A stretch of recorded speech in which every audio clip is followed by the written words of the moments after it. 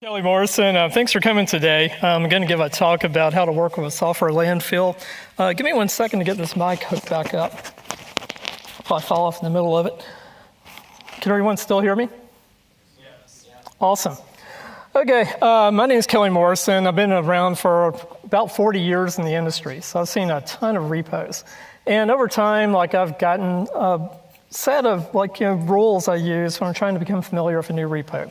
And this is something every one of us has to deal with. At some point, every one of us is confronted with a new repo. You change jobs, you get to a different division in your company. It's a whole brand new code base, and you have to become familiar with it. So that's what we're going to talk about today. If you go to the Discord channel, the one for this talk has a link to the slides for this presentation. So if you want to go ahead and pull those, that's where the link to the GitHub is. If not, if you don't have Discord, you can pick it up on the last slide today. So let's get going. I've got 93 slides. It's not as bad as it sounds. I go through them very fast. A lot of them are just images, so keep you from getting bored. A little background about me. This is my second time at Stir Trek. I was here last year. I've been in the industry for, like I said, since before some of you were born, which makes me feel really old. And these are some of the companies I've worked with. I've got a bachelor's degree in mathematics from the University of Georgia, so go Dogs. And also have a doctorate in computer engineering from Auburn University, so War Eagle. And I know it's a doctorate in computer engineering, but with the way AI is going, in about 5 or 10 years, I'll have a degree in nothing. So if you're having a bad day, just think about that. Okay, let's get started. This is a situation I've confronted a lot. I'm a consultant, so I'm used to parachuting into companies. And every time you get a new repo to look at, this is a popular one I pulled off of GitHub. It's some kind of financial one. I just use it for a background. But if you're like me, no matter how many times you've looked at a new repo, you have this kind of look when you first see it. You're like, what am I looking at here? And then after the initial shock resides and you start digging around, you turn into this, like, oh Lord, I'm gonna have to get my hands dirty here. So what we're looking for when we see one of those big piles of Jurassic dung and we have to work with it, what we're hoping for is that somewhere in there, there's going to be something redeemable. For example, you might find one of these rusted out hulks and be able to restore it into some code that you'd be proud of, and you'd be able to show people off. And you can show people at parties, and they'll be like, oh, you're great, and think you're popular. But anyway, this is what it looks like when we first see a new repo. It's a huge thing. We don't know what's in it. It could be something great like the Ark of the Covenant. It could be the script for that Eddie Murphy Star Trek movie that thankfully got thrown in the trash. You never know. So the question we have is, how do we get acquainted with a repo we've never seen before, and especially one where there's nobody around to explain it to us? And that's what this talk today is about. And that's my happy little French bulldog Daisy who's waiting for me back home. Okay, usually when you look at a new repo, there's somebody around to show you the ropes. Usually you join a new project, there's somebody that'll help you on board for a while. They'll show you how to run the program, where all the skeletons are buried. They'll get you up and running. But there are a couple of situations where you might not get that. And there are two that I see commonly. And the ones, I'll refer to them as the ghost town and the AI slop. And I'm seeing both of these more and more frequently, and here's why. The first one, the ghost town, this is my term for a repo where the people who wrote the code aren't there anymore. Maybe there was a layoff, maybe some of them retired, there might have been a company acquisition and they outsourced everything. Or you never know, people are people. Somebody might have decided that their program manager was a witch and quit. It could have been something like a company switched from Coca-Cola to Pepsi in the break room, and as a Southerner, that's a deal breaker for me. So you never know. There are a lot of reasons why people leave. The problem is a lot of times they take institutional knowledge with them. So here's some of the problems we have with that. First, if it's a human-written repo and the people are all gone, the people that wrote the code probably had varying skill levels. You probably had interns that just got out of a 6-week code camp or still trying to figure out how to do a for loop. You probably have seniors that have been there for 30 or 40 years and have done all kind of architectures. If you're lucky, there's documentation. And if you're really, really lucky, the documentation is accurate and up to date. Chances are you won't have that. Also, you have people that have different styles. Like some people name variables one way, some name them another way. Some have really long function names, some are cryptic. I once worked on a project where one of the engineers had actually written his own language, and he would write code using that language. So we'd be trying to figure out what he wrote, and it was like I called it fleable Dirk, and he'd pass in like chromamine and ditopsin for the parameters. And we're sitting here like, this is like an application that basically looks at tests and scores them. What is this? So you never know what you're going to get. Fortunately, if you have human programmers, the one thing you can really rely on is Git as a treasure chest of information about the project. And you can mine it to find out a lot. And we'll see how to do that in a few minutes. The other situation I'm seeing a lot is AI slop, and I'm guilty of this myself. I've been vibe coding some programs lately where AI writes the code. And sometimes I go to look at it, and I'm just like shocked and horrified by what it wrote. Usually it's poorly architected, although some of the frontier models are getting much better about that. It'll change drastically. Sometimes I'll ask for a really minor change, and it'll rewrite half the code base. And then, even though this one's going away, it still sometimes hallucinates calls to APIs. So it'll generate some code, I'll try to run it, and like I get a syntax error because the function it's trying to call doesn't exist in that library. And then it's like, oh, you're right, I'm so sorry about that, let me fix that. So these are some of the problems we have AI slop. This is a post I saw recently that shows like some of people's experiences with it. This guy had spent a while writing a program. He was starting to get revenue from it, and he decided it's time to make it professional. So what he did was he hired an engineer to come in and look at it, make some changes to it. The engineer opened it up, took a look at it, and it's like, what the heck is this? It was just slop.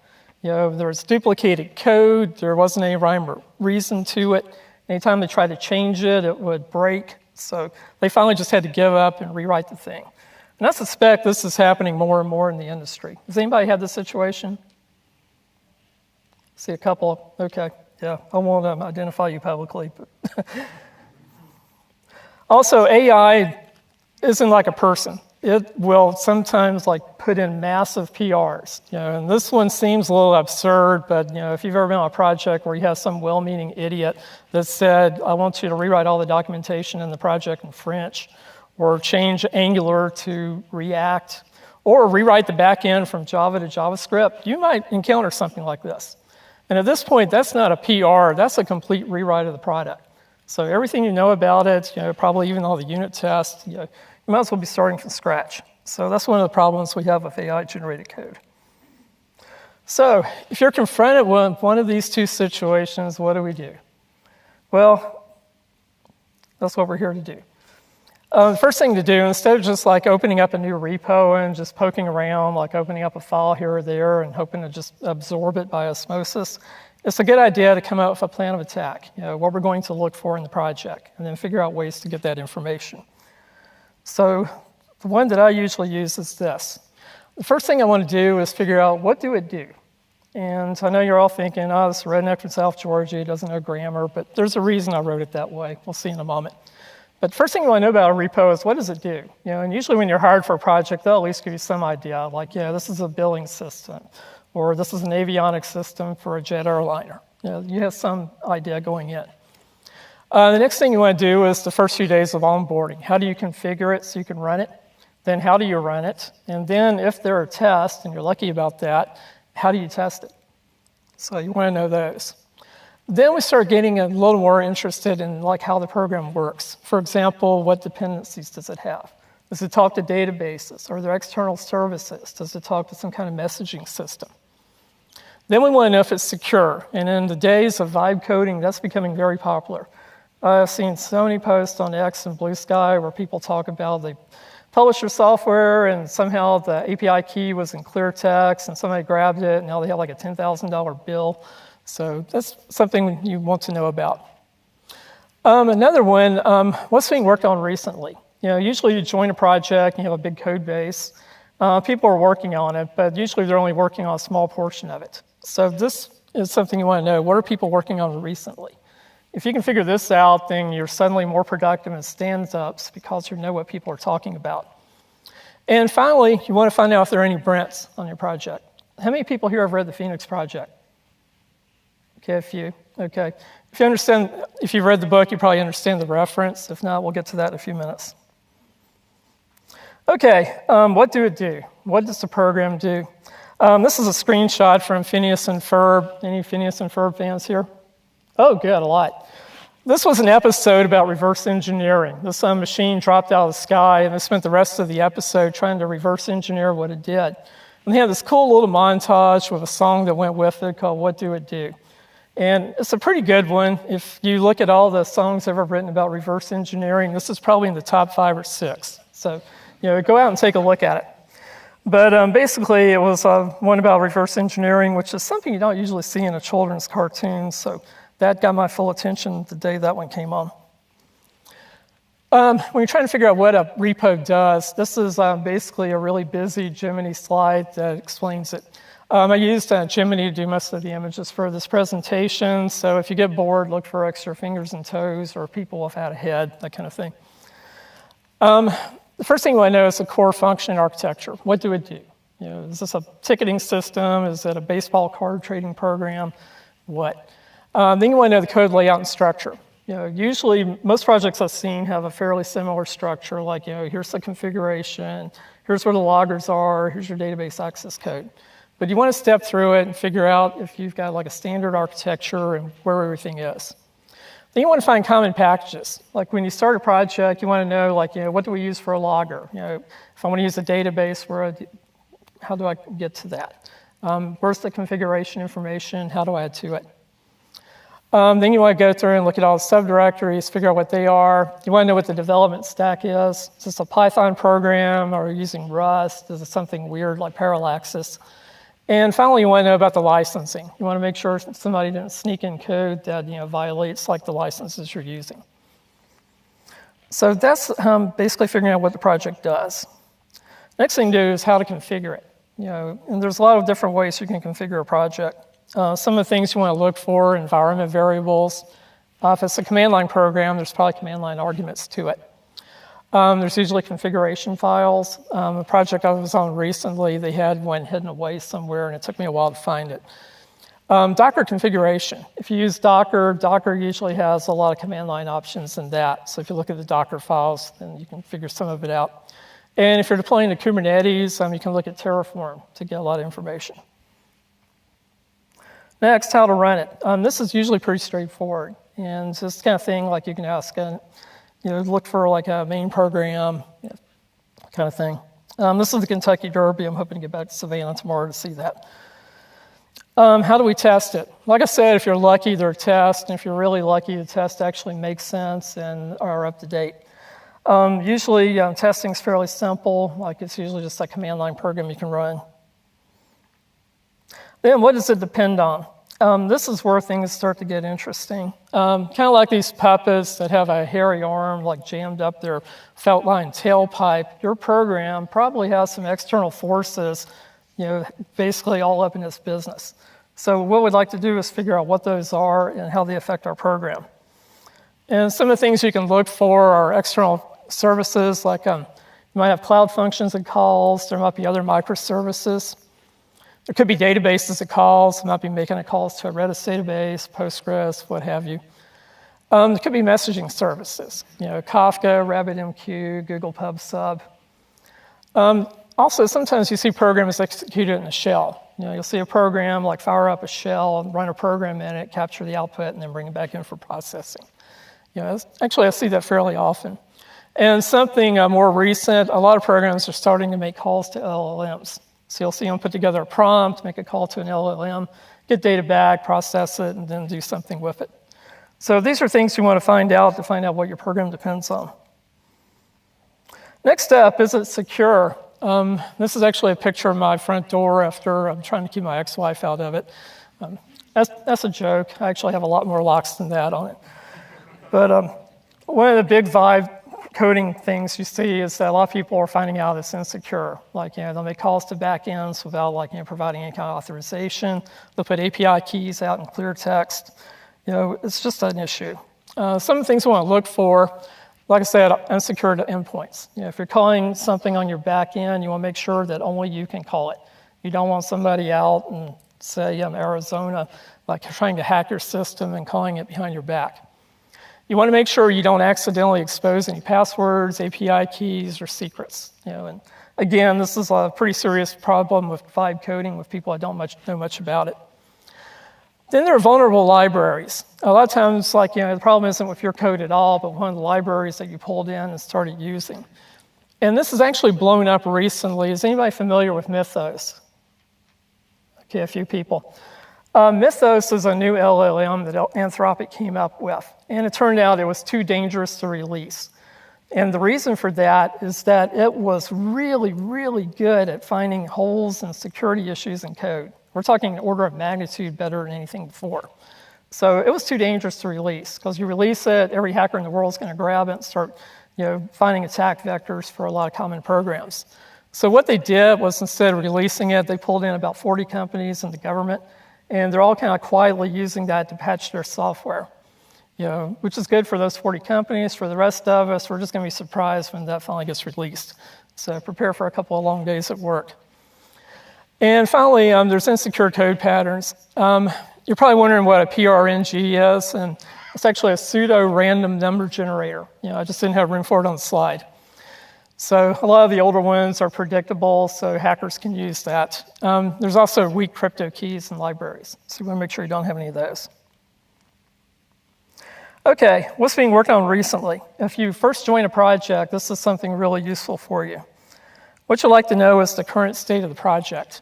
Some of the things you might want to find out are what files are currently active. In other words, you've got this huge repo, there might be 50,000 files in it. What are the 50 people are actually working on today? What's active?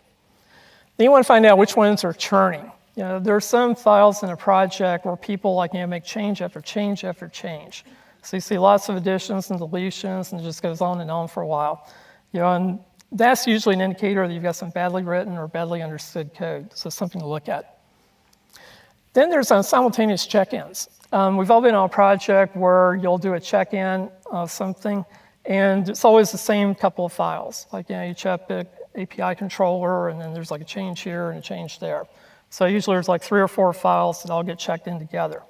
So what we'd like to know is what are those sets, so that we can always decide if we tinker with this file, we also have to tinker with these other ones.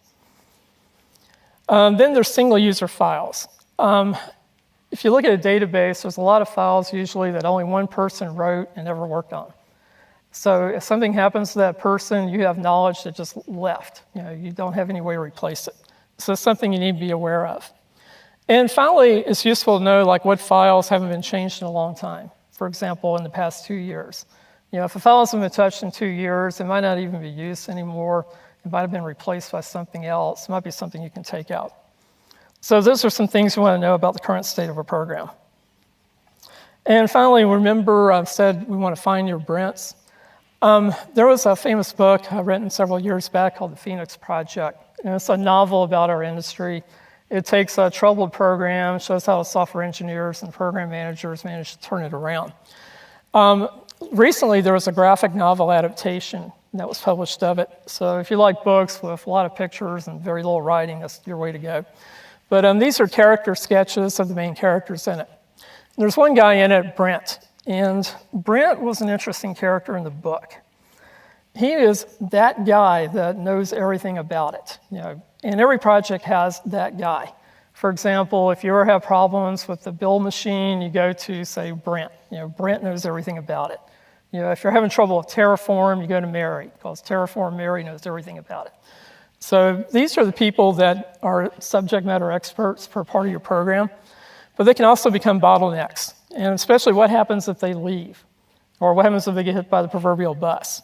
Then you lost a lot of information and you don't have any easy way to replace it. Okay, so those are some of the things we want to find out when we're trying to look at a new repo.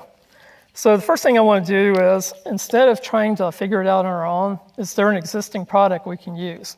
And this is a Jiminy image where it invented software packages for 4 popular ones. Let's take a look at them.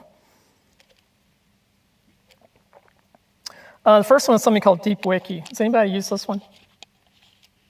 Oh, good, something new for you. DeepWiki is a new project. It hasn't been around very long. It's by a company called Cognition. what it can do is you point it at a repo, and it'll generate a wiki of information about it. If it's a publicly available one, it's free. I don't know how they make money off it. Supposedly they're doing something. There's also a version that you can install in-house, so it never leaves your premises. And that one I think costs money. But it's an interesting one to use. Let me show you how it works. This is a repo I vibe coded recently. About 25 years ago, before some of you were born, I was working on my dissertation. And I wrote some software in C to help out with it. It took about a month and a half to write it. And over the years, I lost it. I've traded laptop after laptop, and at some point along the way, I forgot to copy it over, so that software was gone. But recently, I decided, we could probably vibe code a replacement for it. So I started using Gemini CLI, and in about an hour and a half, I managed to replace a modern version of what took me a month and a half to write 25 years ago. But anyway, I didn't write a single line of code of it. AI generated it, but I wanted a way to figure out what did it do. So here's how I use DeepWiki to do it. It's really easy to use. All you have to do is bring up your repo in a browser, and where it says GitHub, you just change it to DeepWiki, and then hit return. That's all you have to do. Now, if this repo has been run through DeepWiki before, it'll take you to a wiki page with a lot of information. But if it's your first time with it, then you'll get a page that looks like this. It says this repo hasn't been indexed yet, and it has a space for you to type in an email address. If you type in your email address there, the index repository button will become active. And then when you press that, you get a page that looks like this. It says indexing in progress. And it usually gives an indication, it'll take 2 to 10 minutes to do this. So what I usually do is I start this process, and then I go walk my dog around the neighborhood. When I come back, I check my email, and usually I have an email like this waiting on me saying, hey, your repo's been indexed. Here's a link to it. Don't believe it. It's usually a lie. It usually takes longer than the email. Because the first couple of times I used it, I got this email, I clicked on the link, and it showed it's still being indexed. And I was thinking, this is broken, it doesn't work. But what happens is they send out the email a lot faster than the indexing takes place. So if you just hang on for a while and keep refreshing, eventually you will get a page. And that page usually looks something like this. So you have a really nice little wiki page here. It generated everything except for the QR code in the bottom right corner. That QR code is one that I added to this. If you link to it, then it'll take you to this page on the internet. So if you want to actually look at this wiki, just use that QR code and it'll take you to it. But you can look at it, it gives you a nice overview. It managed to pull some information out of the README that talks about why this program came about. Over on the left-hand side, it talks about the software stack, the architecture, some of the examples I provided, how to test it. But what's really interesting to me is that little box in the bottom center, ask Devin about it. And what that is a search box that you can use to query your your project. So for example, I could ask it, what are the command line arguments for this program, since it's a command line tool. So I entered that, hit the return key, and it came back with this page saying, here are the command line arguments, and here's the code associated with that. So you can see right away, this is very useful. You just index your repo, and then you can query it like a database. The next one is a tool called source graph coding. Does anybody here use this? Okay, there's probably a good reason for it. This is more of an industrial strength tool, and you can't just download it directly. You have to set up a call with a salesperson. They give you the sales pitch, walk you through it. You have to go through all that before you can try it out. But if you have a company that's willing to pay for it and you're willing to wait, it's an industrial strength solution. It works really well with large repos, especially large mono repos. If you go out and look on YouTube, you can see people walking your way around it. But again, this one for a small developer like me is not that useful, so I'll skip over that. The next one is something really recent called Git Nexus. This one's really for figuring out the architecture of a program. It's not so great about operational, for example, running it or running unit tests, but it's really good for architecture. And you can actually run it on the web, or you can download a Docker image and run it locally. The problem is I've tried to run it locally on a MacBook, and getting it to run in Docker is a pain in the anatomy because it has to compile some programs. It has trouble doing them on Mac, and it's just a struggle. So I don't know if you want to try this, or you might want to bookmark this and try it later. This is what it looks like. It's really flashy looking. It uses some visual graphics. If you look over on the right, you can see it talks about the architecture and walks you through how the code's laid out, that kind of thing. But it's something you might want to consider. And the last one that's a canned version is Andre Karpathy's knowledge base. And I apologize if I mangled that name, but I grew up in rural South Georgia in the 1970s, and I wasn't exposed to a lot of Bratislavan surnames. So if I'm struggling with it, I apologize. Does everyone know who Andre is? Okay, if you've heard the term vibe coding, he's the guy that came up with that term. He's also one of the co-founders of some of the famous, AI companies. He's worked for Tesla. I think he worked for Anthropic. Actually worked for Anthropic twice. He finally left both. I think he's working independently now.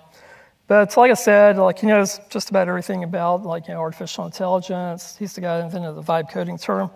And he came up with something, this was actually just 3 weeks ago. He published this little gist, and there's a link to it there.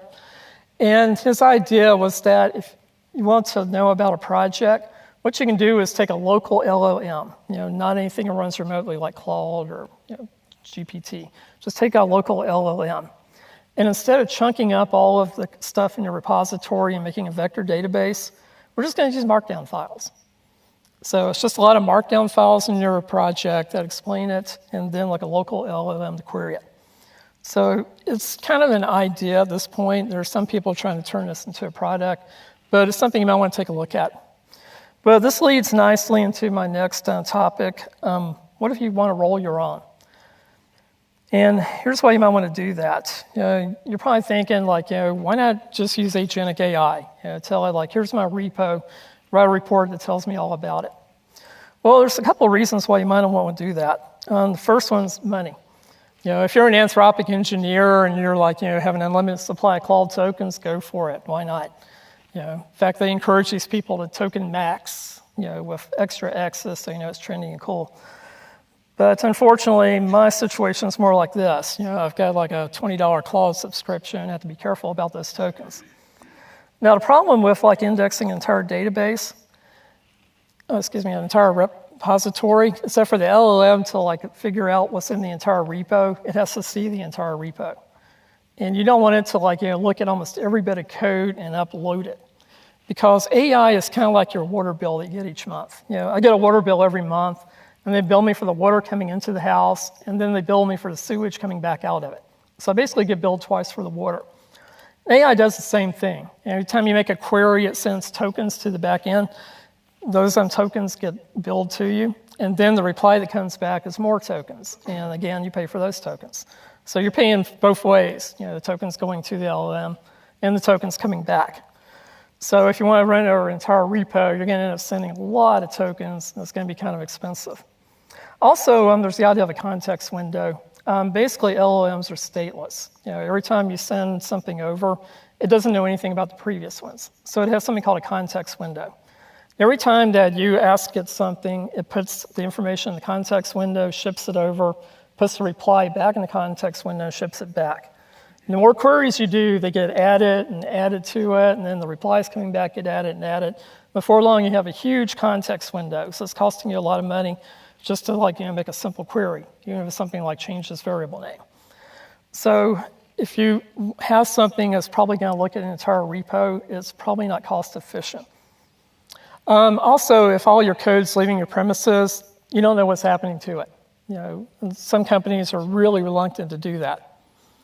And finally, you have problems with resource cost, getting authorization for it.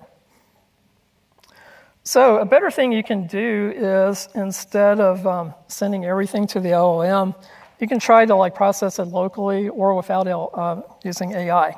So we can go back to Victorian techniques, use the Sherlock Holmes technique, and just try to use get logs. If you remember earlier, I mentioned one of the things you might want to know about a project is what's being worked on recently. And you can actually use the Git history for that. For example, what changed recently? I've got a Git statement there. Hopefully you can read it. If not, you can download the slides from the Discord channel and take a look at it. But what this does, get log says, I want you to give me all the things that have been checked in. Since 30 days means only ones from the last 30 days, so the last month. Pretty equals format says don't really care about the formatting of it. And then I want you to sort it out. And then there's something called unique. What unique does is, let's say that I have a file and it's got my dog's name in it 15 times. So there's like Daisy, Daisy, Daisy, 15 times. If I run that through unique, it'll take out 14 of those. So I just have one line that says Daisy. There's also a -C option to unique, which counts the number of duplicates. So if I run my 15 lines of Daisy through it, I get one line that says 15 space and Daisy. So it tells me like Daisy was found 15 times. So if you're looking at git commits on a file, and say it was called edited 25 times, you'll have a 25, a space, and then that file name. And then the sort says sort it numerically, so it treats that number in front as a number instead of text, and then the R is reverse order. So if you run this git command, you can find out like what's changed in the last 30 days on your project. Then here's another one, what files changed the most? This is basically the same one as before, but it took out that 30 days. So now it looks at the history of the project, and it shows you which files changed the most over the history of the project. A few more, you can figure out who owns what files. This will tell you like how many people worked on each one. This will tell you files with a single author. So if there are any Brents on your project where one guy checked in a whole bunch of files and they're the only person to ever work on it, this will let you know who that was and what files they are. And this helps out with what we call the bus factor. If Brent decides to walk across the street during lunch to go to the comic book store and get Alan Moore's 1989 Swamp Thing, it just got published 2 days ago, he might get hit by a bus on the way across the street because he's so excited thinking about it. And if that happens, you just lost a lot of institutional knowledge. Another problem, actually this is an opportunity. If you're bringing on new people, if you find out the ones that only one person has ever looked at, you can assign the new people to those files. So suddenly you have a backup for that indispensable person. And better yet, they can document it. You can also find out what files churn a lot. What this one does, it goes through all the commits. It takes a look at how many lines were added and how many lines were deleted and adds those together. So by the time you generate this report, it'll show you like how many lines changed in a program. You can also look for dead or abandoned files. This one will give you a list of all the files that have been used in the last 2 years. If you take this and then subtract it from a list of all the files in your project, you can find out what hasn't been touched in a while. So that's an opportunity to look for pruning out some code. Now, instead of typing all these in by hand, what you can do is let the AI automate it. This is a great opportunity for AI. So what you can do is you can prompt your AI and say, hey, I want you to write me a Python program that does all these things. And instead of having to give it the actual git commands, it's smart enough to figure it out. So tell it like, say, give me the 50 files that have changed most recently. Give me the files that only have one person that's ever worked on them, that kind of thing. And if you give it a prompt like that, you can tell it, write the results into a markdown file. So that way you have all that information, generate it locally, it's there locally, and then later you can upload it to an LLM. So the LLM doesn't have to poke all around your database looking for it. Instead, you can just read that file. So I generated that file, and here's what it looked like. And you can see it put together a nice little script for me. You can see a couple of the environment variables like 2 years ago, that kind of thing. But it generated a little Python script, and when I ran it on my program, I got a markdown file. And it had chunks for each of the things I asked for. For example, in my repo, I found out that the one with the most churn was the grammar, I can't read it from here. Yeah, the grammar view app. And this was a vibe coding thing. Like I said, vibe coding tends to write big flat files. And when I vibe coded this, it tried to put everything in one file. So I would look at it and I would tell it, I want you to extract some of this to a different file. For example, the PDF renderer, I want you to extract that to a different one. So you can see that the churn for that was the initial generation of the file, me extracting some of it to a separate file, that kind of thing. So there was a lot of churn there. And then the source license, that one actually didn't change a lot. It was just a one-time insertion of a huge license file. So, okay, next thing to know, how you configure your program. Again, lean on AI. Tell it to write a script to go through your program and look for that. So again, instead of having the LLM, have to use a lot of tokens, like poking around, you just have it write a script, find that information, put it in a markdown file, and then you can upload that. So I told you to look for typical configuration information. For example, environment variables, config files, Docker files, anything else you can find, command line arguments. And it wrote a program for me to do that. So there it is. I was actually kind of interested in how it generated this. You can see it generated a visitor, and then it basically went through the whole repo and checking files. The visitor pattern is perfect for marching through a large structure like that. And if you actually go to my repo and go up a level, you can find a presentation I did a few years ago about the visitor pattern. But anyway, it generated a nice little program. It went through, looked at Python programs, Java programs, looked for different things. So here's what the output from that looked like. You can see it found an environment variable because one of the programs in the background was a Spring Boot application. So it had Spring profiles active, and it was set to pride. I found the command line arguments and told me where those were, a bunch of other stuff. Next, what does it depend on? What other programs or databases or messaging systems does your program use?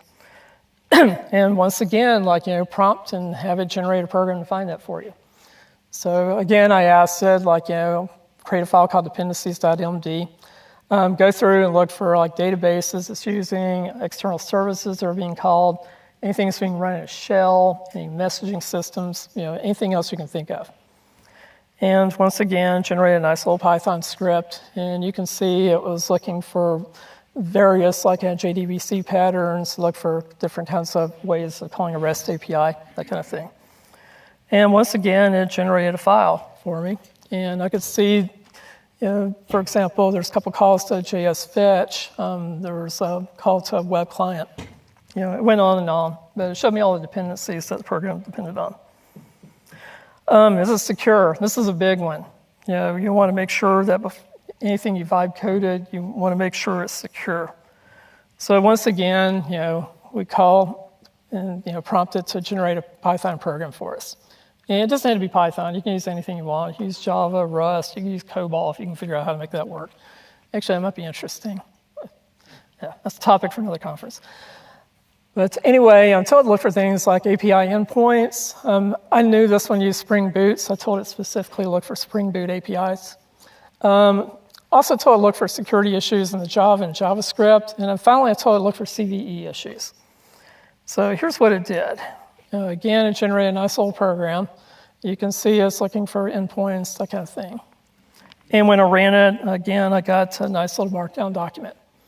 You can see it found all the REST endpoints and said they're probably unsecured. And I'm fine with that because it's just a little academic program that's only meant to run locally, and there's no PII in it. So I'm okay with that. If you're writing a program for publication, you probably don't want that. You want to make sure they're all secured. Something else that was interesting, I found it actually went through the Maven file in my project, picked out all the packages and versions, and then it made a call to this API, and said, here's a package and a version. Give me the vulnerabilities associated with it. And this is something that, even though I've been programming for decades, I wouldn't have thought of to do. I mean, I knew there were repositories out there of CVEs, but I had no idea what they were or how to call them. But the LLM figured it out for me and wrote the code. So once I did that, I got a markdown document like this. And you can see it found issues with the React and the ESLint version I was using. And it printed out the CVE. By the way, with Mythos, this is something you're going to see a lot. There's going to be a lot of different library updates to fix all the problems being found with Mythos.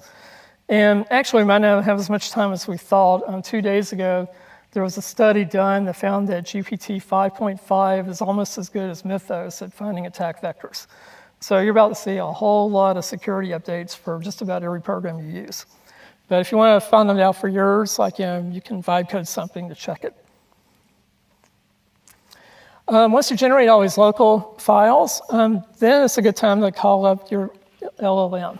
Instead of having send over the whole database, you've collected information locally, and now you can upload those and have it generate a nice report. Okay, once you have an idea of what an unfamiliar code base looks like, it's time to start working with it. People hire you to work on programs, not just read them. So here's some ways to go about that. One thing to do, if you're not that familiar with a code base, but you still have to make changes to it, I like to think of it as doing like microsurgery, minimally invasive. So you want to do as little as possible and still make changes. And there are 3 techniques I want to introduce briefly. Introducing seams, sprouting, and wrapping.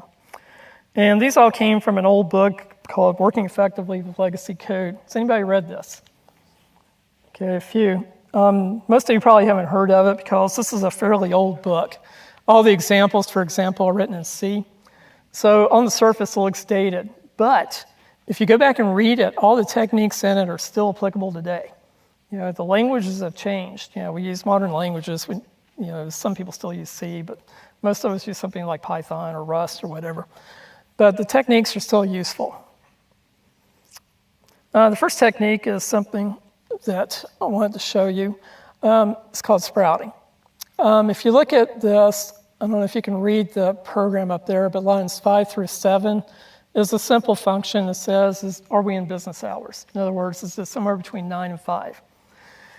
And that function works great. It gets the current time, looks at the hour, checks if it's between 9 and 5. The problem comes about when you try to unit test that. Because if you run it during the day, it's probably going to work. If you run it at night, the current time is going to be outside of business hours. So your test might be expecting it to say, yes, it's business hours. But if you run it off time, it's going to say, no, it's not.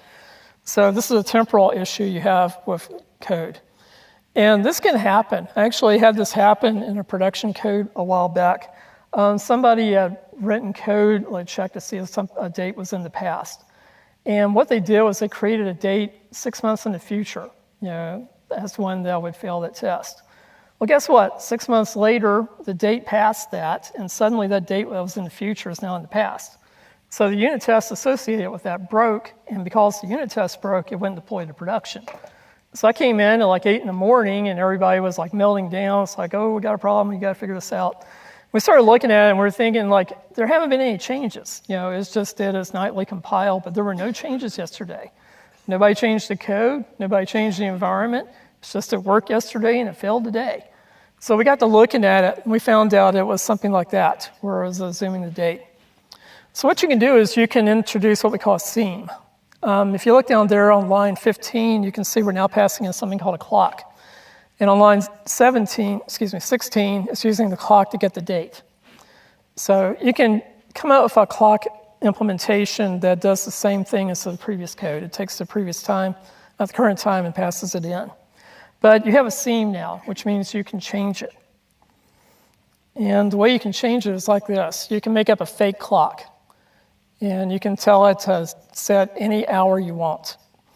So for example, in a unit test, you could say, I want a fake clock for 10 o'clock in the morning, and I want a fake clock for 6 o'clock at night. And now when you run your unit test, since you control the date and time, you know that's going to be a deterministic outcome. So if we'd have done this on that project years ago, I wouldn't have had a hectic morning. I think I drank 5 cups of coffee that day. It wasn't good. Next one I want to show is sprouting. This is where you take a small piece of code and you add it to the existing system without changing anything else. And this is a simple technique. If we look up here, you can see this is a program that calculates the price for a lot of different orders. And the code we're interested in is in the middle of it there, this piece right here. This is business logic that calculates the price of an item. And what it does is looks at the customer type and sees if there's a discount. Now, if you want to go to test this, you have to do a lot of setup outside of it. There's no way to test the business logic directly. So what we can do is sprout that into a separate method. So what we do is we take that code and sprout it out to its own function, and then we call it from the original place. So now that business logic is standalone, it's really easy to test independently. You don't have to set up anything complicated to test it. So if you wanted to tinker with prices, you can sprout it, make changes there, unit test it without having to worry about changing the rest of the code. We're at time, but there's only one last technique I wanted to show. And this one is, let's see if I can read it, called wrapping. Wrapping is where you take existing code and you just kind of put a wrapper around it. So you can make changes around it without tinkering with the original code. And here's what that looks like. If you look at the top one there, we have a function called send email. And this might be something really complicated that does a lot of setup, might call out to a system. And sometimes we want to make changes to it. For example, we want to log it. We might want to go into a retry loop, so if it fails, we try again several times. So what we can do is introduce a wrapper. And the way you do that, if you look at the function at the top, what I do is I rename it. So I took the original function, just put an underscore in front of the name. Then I create a new function with the original signature, and then on line 17, I actually call the original code. So you call the new wrapper, and it delegates to the original code. So the original code never changes other than the name. But now you can put all this other code around it. For example, you can do a try-catch. You can log whether it succeeded or failed. You can add retry logic. So it might try several times before giving up. So that's a safe way to make changes without working on the actual code. That's pretty much all I wanted to show. I'll return in Avengers Doomsday with everyone else in December, so I hope to see you there. And finally, here's some slide links for you. One favor, the big one in the center there, that's a QR link to Sessionize information about the presentation. If you liked it and you'd like to see me come back, please put some comments there. If you didn't like it, put it there. If you don't like my accent, well, we'll talk afterwards. Meet you at the Sonic. The other one's on the side here. The top one is a link to the slide deck on GitHub. So the PDFs are there. There's also the little Python scripts that I demonstrated. Although I wouldn't recommend writing them directly, I would take the prompts that I use, generate your own, customize them for your code base. And then finally, here's a link to my LinkedIn profile. The last thing I want to say is that the slides on GitHub are just the slides. Next week, I'm going to post the slides plus notes. So if you go back, you'll have the slides plus notes about each one. And the reason I didn't post them immediately is I wanted to wait and see if there were any questions or anything wasn't clear. If there is, I'll update it over the weekend, and I'll publish this week. And that's all I wanted to say. Thank you for coming. This is my dog, Daisy May. I can't wait to get back to see her tomorrow. She's waiting for a lot of pepperoni.